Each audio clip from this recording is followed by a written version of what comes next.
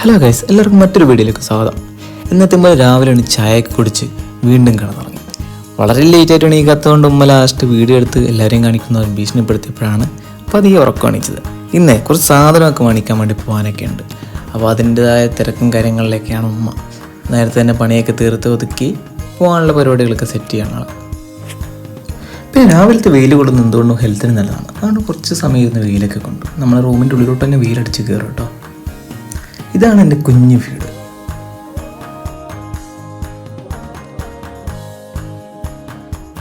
എന്നെ സംബന്ധിച്ചിട്ട് ഏറ്റവും ടാസ്ക് പിടിച്ചൊരു കാര്യമാണ് ഈ സാധനങ്ങളൊക്കെ ബില്ല് എഴുതുക എന്നുള്ളത്. ഒന്നാമത് എനിക്ക് ഹാൻഡ് റൈറ്റിംഗ് ഇല്ല, രണ്ടാമത് പല അക്ഷരങ്ങളും മറന്നുപോയി. പഞ്ചസാരൻ്റെ ഇഞ്ച തന്നെ എഴുതാൻ തന്നെ നല്ല പാടാണ്. ഇഞ്ചി, പഞ്ചസാരൻ്റെ ഇഞ്ച ഒക്കെ ഭയങ്കര പ്രയാസമുള്ള കാര്യമാണ്. കുറേ നാളിൽ എഴുതാതെ അങ്ങനെ പല അക്ഷരങ്ങളും ഓർമ്മയിൽ നിന്നും മാഞ്ഞു പോയിരിക്കുന്നു. ശരിക്കും ഈ സാധനം വാങ്ങാൻ പോകാമെന്ന് പറഞ്ഞാൽ ഭയങ്കര ടാസ്ക്കുള്ള കാര്യമാണ്. ഒന്നാൽ നമ്മൾ നല്ല രീതിയിൽ പോസ്റ്റാവും. പിന്നെ നമ്മൾ ഉമ്മാൻ്റെ കൂടെ അല്ലെങ്കിൽ ഇപ്പം ആരെപ്പങ്ങളുടെ കൂടെ ആരെങ്കിലും കൂടെ ഒക്കെ പോവുകയാണെന്നുണ്ടെങ്കിൽ ഇവർ ഒരുങ്ങി വരാൻ തന്നെ നല്ല സമയമെടുക്കും.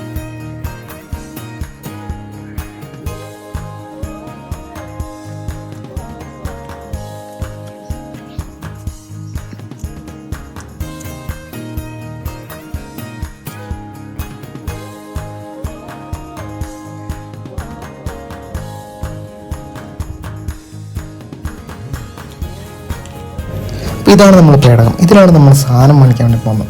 ആളെങ്ങനെയാണെങ്കിൽ തന്നെ 30 കിലോമീറ്ററിൻ്റെ അടുത്ത് മൈലേജും അത്യാവശ്യം കുഴപ്പമില്ലാത്ത ക്വാളിറ്റി ഉണ്ട്. പിന്നെ യാത്രയാണെങ്കിൽ ഭയങ്കര രസമാണ്.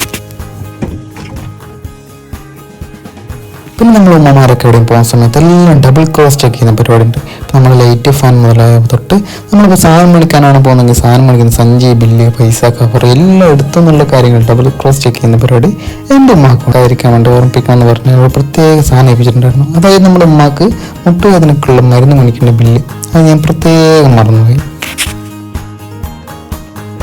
അല്ലെങ്കിൽ എനിക്ക് വീട് മുട്ടി പുറത്തിറങ്ങിയില്ല സെറ്റായി. പിന്നെ വീട് തുറന്നകത്ത് കയറി പുറത്തിറങ്ങാണ്ട് എനിക്കൊരു സമാധാനമില്ല.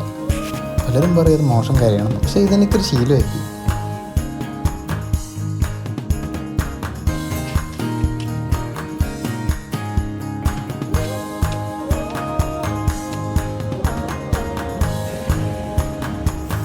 അങ്ങനെ ഞങ്ങൾ കോളേജിൽ ടൗണിലെത്തി ഉമ്മ സാധനം മേടിക്കാൻ വേണ്ടി പോയി. ഞാൻ പോയില്ല. പിന്നെ ഞാനവിടെ പോയിട്ടും പ്രത്യേകിച്ച് കാര്യമൊന്നുമില്ല. ആൾക്കാരൊന്നും ആ തിരക്കുണ്ട്. പിന്നെ ഞാൻ അവർക്കൊരു ബുദ്ധിമുട്ടാക്കാൻ വേണ്ടി അവിടെ പോയി നിൽക്കുന്നുണ്ട്, പ്രത്യേകിച്ച് കാര്യമില്ലല്ലോ. അപ്പോൾ ഞാൻ ഓട്ടോറിക്ഷയിൽ തന്നെ വെയിറ്റ് ചെയ്തു. എനിക്കറിയാം എന്തായാലും കുറച്ച് സമയം എടുക്കും. പ്രത്യേകിച്ച് ഇന്ന് ക്രിസ്മസിൻ്റെ പരിപാടി ഒക്കെ തുടങ്ങാൻ പോകുന്നുണ്ട്, നല്ല തിരക്കുണ്ട്.